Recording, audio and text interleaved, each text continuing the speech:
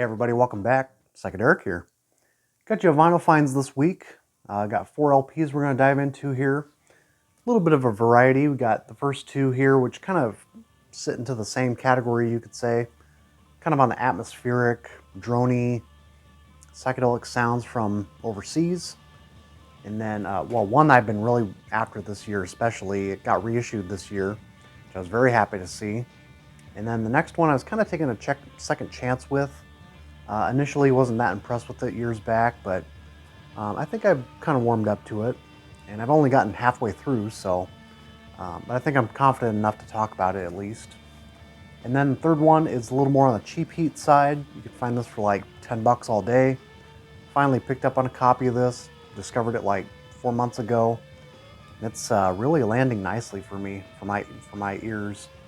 And then the last one, it's a power pop record from the 80s that my bandmate of the Astral Yacht Club hit me to. So this is one I picked up for like 7 bucks, and I'm kind of digging that one as well. So without letting you wait around, let's dive into them. So this first one, like I say, this is one that I actually ordered through my shop. It's not his normal distributor. He kind of had to go through another route to get this one. And it took about 4 months to arrive, I think it was. So I finally just stopped asking about it. It was kind of just waiting for it to arrive in the shop, and it finally did about 2 weeks ago, I want to say. And this is distributed by Gearson. It's on the Somar label. And man, I'm really happy to get this one finally. Edge of Time by Dom. This came out in 1972 originally on a small label. And yeah, nice textured cover. I mean, they go all out on the reissues, as you know. Comes with the Obi strip. Try to get a shot of that for you. Hopefully you can read it. And yeah, they were based out of Germany. And it's just very cosmic in nature. The feelings I get, and just the visions I get while listening to this record, it almost makes you feel like you're kind of lost in the forest, you know, during the fall season, and then you come upon like this rowboat in this kind of eerie, foggy canal, and just swimming across the cosmic waters, man. It really just takes its time, naturally just kind of burbling along, and it kind of opens up a little, like, you know, maybe a little too dry, a little too slow, but it peaks around the halfway mark with the, what is it, the second track? Let's see here. Got a track listing? Apparently not. I'll look up the label here. Silence, yeah. And then once you get done with Silence, it's kind of like a sound collage track halfway through. And they actually sample King Crimson, Court of the Crimson King, that little drum fill they do at the end. But the title track, Edge of Time, closing with Dream, I think side 2 is probably where it peaks. You know, it's not your typical krautrock record where it's gonna totally rock your socks off or anything. It's just very much taking that kind of slow, drifting kind of trip. Kind of cerebral in nature, just really brings you to this kind of brain fog area. And a lot of electronic sounds, you know, kind of moving about as well. Like I say, sound collage, kind of music concrete kind of slipping in, and even some early ambient noises as well. And it is kind of coined, they did coin Pink Floyd as a reference here, sort of with their, you know, atmospheric side. Think of like more Amagama sort of time period. But yeah, don't have much else to say. I think King Crimson was definitely in there as well. Popol Vuh, if you guys like Popol Vuh, this is definitely some very similar sounds happening here, sort of trajectory that they're coming from. I did go through this already, the interview, but I already kind of forgot a lot of the the details on this, but highly recommend this. Like I say, you know, if you're expecting some kind of spaced out krautrock kind of sounds, I mean, I think some people could get a little underwhelmed by this. It's got to be for the right listener. And for me, this one just, you kind of just drift along, and it's a beautiful record, man. This is really great. Has some folky elements too, some flute intertwined in the mix. So, and just really good like organ sounds.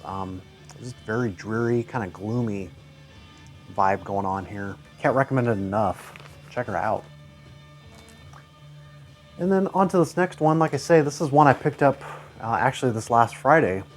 I went in there, I think the weekend before, and spotted this, but I was like, oh, I don't like the price. I still managed to find a way to pay for it, not all out of pocket, some with PayPal cash, some cash I had on hand, and then basically paid half for this. And if you guys know Subliminal Sounds, that label, they can put a pretty hefty price tag on their brand new releases and stuff like that. But this was a used record, and it was still kind of high. But like I said, I didn't pay all out of pocket for this. This is Parsons Sound. This is an archival release, 3 LP set. And this is the most recent reissue. I think it came out 2 years ago now, 22. Originally, this came out in like 2001 on compact disc. And then I think they did like a vinyl reissue maybe 10 years ago or something. And I'm actually kind of surprised at the reception this is kind of getting. I mean, I wouldn't normally gravitate towards these kind of sounds, but I guess for the right listener, for what this is going for, this has got a pretty good audience. And a lot of people are kind of seeming to reach out for this one, it seems, according to Discogs and just how many ratings there are on Rate Your Music and reviews. And for an archival release of this caliber, and just for how primitive and kind of primal it sounds, I was kind of surprised that, you know, people actually have decent ears and kind of go for the sort of adventurous stuff. But maybe I'm looking into it too deep, I don't know. But for my taste, when I initially heard this, you know, say 5 or so years ago, just wasn't very impressed with the sound quality. And I'm still trying to come around to it and try to let that kind of slide, because oftentimes it doesn't bug me too much. But considering what this is and what its purpose is for, you know, they're trying to reach some different, you know, like I say, very primal, very raw, stripped down. Basically just trying to make this kind of noise art piece here. And I think they were very much influenced by, you know, say the Velvet Underground in their early career. And, you know, think of like Terry Riley with the whole minimalism, a lot of looping kind of going on. Maybe not so much looping, but just a lot of repetitive rhythms happening throughout. Kind of reminds one of like Terry Riley's work. But yeah, I think they're based out of Stockholm, is that right? I'm pretty sure. And you get kind of a sense of just the political anger and just all the fine details of what's going on overseas, with just how gritty everything is, how grim these fellows were living through. And it really reflects on the music, I think, a lot too. Whether it be accidental or not, it finds its way to kind of slip inside there. But I am coming around to this. I've only listened to all the way, probably halfway through this record, because I think it is like maybe over an hour long, like hour and 12 or something.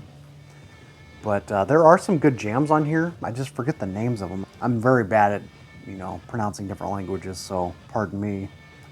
But yeah, India, Slight Return. I remember there was one track that was like constantly rocking out. It kind of reminded me of Canna a little bit, but I forget what name it was. I think it was Sovgot Rosemary, maybe? I forget. But yeah, all the sessions are from 66 to 68. And considering how early this is, it definitely seems like a precursor to a lot like what was to come decades later with like sort of stoner rock. And it's just a droneful noise all throughout. And just how extended jams just weren't the norm at this time period. So I think, you know, considering what this whole thing, what this release is about, you know, I'm starting to warm up to it, I think. So I just got to give it a few more listens, kind of take some deep-seated listens into this and figure what it's all about. But I only have one of the records here with me. I think the other ones are back here. I got one on the turntable too. But, yeah, Subliminal Sounds, they do have some nice releases though over the years. So Parsons Sound, I know Dom, Seeking a Thread's big on that one. This is one where it's kind of like, it's got a connection with the Youngbloods. They're basically backing this project, and this is Moonset by Joe Bauer. Big fat promo stamp there through Warner Brothers. This is actually a subsidiary label, Raccoon, which was the Youngbloods, kind of a small-lived label there. It came out in 1971, and I think that label also released, I think, Michael Hurley on there, Jesse Colin Young, and maybe a few others on there. I think one of the offshoots with one of the Youngblood bands, I forget the name of it, has Bunch in the title. But man, this is really good for my taste. So I just kind of gave this just on a whim, just decided to listen to this and stream it, and it was going down pretty smooth, man. And it's not typically what I listen to, but man, this has got some heavy log cabin out in California kind of vibes. Very much like a stoned out kind of countryside effort here. But these guys were from East Coast, right? The Youngbloods, pretty sure. But they narrowed down that kind of West Coast flavor pretty heavily here. Joe Bauer, he was the drummer of the Youngbloods, and yeah, this has got a very outdoorsy kind of avant jazz, sort of Grateful Dead-esque blues rock tinges with sort of just a jam band mentality all throughout. And it concludes side one with the sound of croaking frogs. So if that tells you anything, I mean, it's very much a kind of down-to-earth, very genuine, stripped-down kind of playing. And obviously, this did not sell back in its day, and you could still find this for stupid cheap. I got this for like 10 bucks total, and with the insert as well, which I really like. I was kind of showing this off on Instagram. I just like just how stark everything looks. You know, Raccoon number 3 in the catalog with the cat on the flip side peeking out. Love that.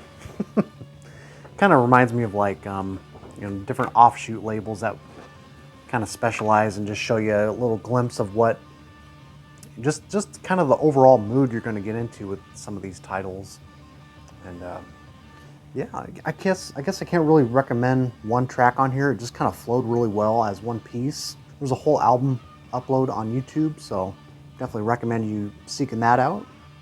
But yeah, you got a couple band members. Goes by the name Banana. And what's the other one? Yeah, Banana's like the lead guitarist. I forget his real name, but you also got a couple upright bass players on here from like the East Coast, which I think Steve Swallow, he used to play with Gary Burton and Carla Bley. So a little bit of a name drop there. But I recommend this, man. This is really solid. If you're looking for some cheap heat, this is definitely up there. And I love that just super stripped down artwork that they did. The whole idea of like the moon setting with the stargaze. But it's all just like, almost looks like a kid could have drawn that or something. So I got to kind of look into like later Youngbloods work, but I imagine it's pretty bluesy, but this one settled down pretty well. It almost kind of fits more like background music more than anything. All instrumental as well, so don't expect any big hit singles or anything on here. Like I say, it's a lot of jamming, and every band member gets their own spotlight on here. Electric piano, the upright bass players, like I say, the lead guitarist with his blues licks, and some drumming on here too from Joe. So yeah, definitely recommend it. You get a shot label here, I guess. You do see a lot of promos of this too, since it didn't really sell too well, but I think stock copies already have like a grayish white looking label. So I could definitely see them being mistaken for promos already. The Raccoon label. And finally, the 80s power pop record here, Game Theory. You guys know this record? It's fairly new to me, so I'm kind of learning a little more about their back history. Scott Miller was kind of the leader behind this group, and I think there was a female gal in the group, Nancy Becker. Yeah, a lot of players on here, I guess.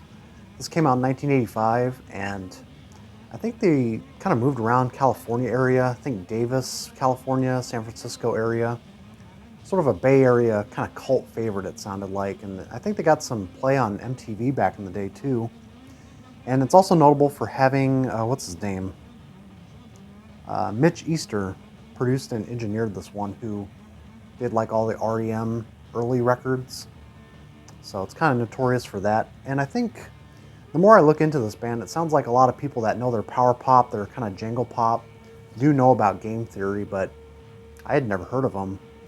And yeah, I got this for like $7, which I think is a pretty good deal. I think you definitely see this out there, but maybe just don't hear a lot of people talking about it. And I think he was definitely listening to some Big Star, and they probably get the same kind of rep Big Star didn't get back in their day, where, you know, Big Star was kind of known around the Memphis area, whereas these guys were kind of known in their territory, but later on they kind of carried this kind of cult status, and people start seeking them out a little more.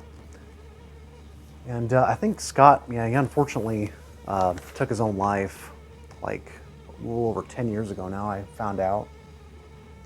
But for songs, I mean, there's definitely two big standouts on here. 24, which is really technically the first track on here, which I think has been comped. And I also came across an Enigma Records compilation, which does feature that track at one of my local shops. I might have to look into that label. But then there's also I Mean It This Time, which is track 4, which I also really like. Gives me some kind of early new wave kind of sounds, but in the mid 80s. So yeah, just kind of, you know, stretching my ears a little more. Again, like I keep saying, this year especially, looking more into power pop and spiritual jazz fusion kind of sounds, and I think I'm about due. I think it's about time to finally, you know, seek that stuff out and quit relying so much on the comfort sounds that I enjoy. But it's hard, man, as you guys know. It's harder than it sounds. But yeah, post-election vinyl finds, another day in hell. That's all I'll say. But hope you guys enjoyed. Seek these out, and we shall see you soon.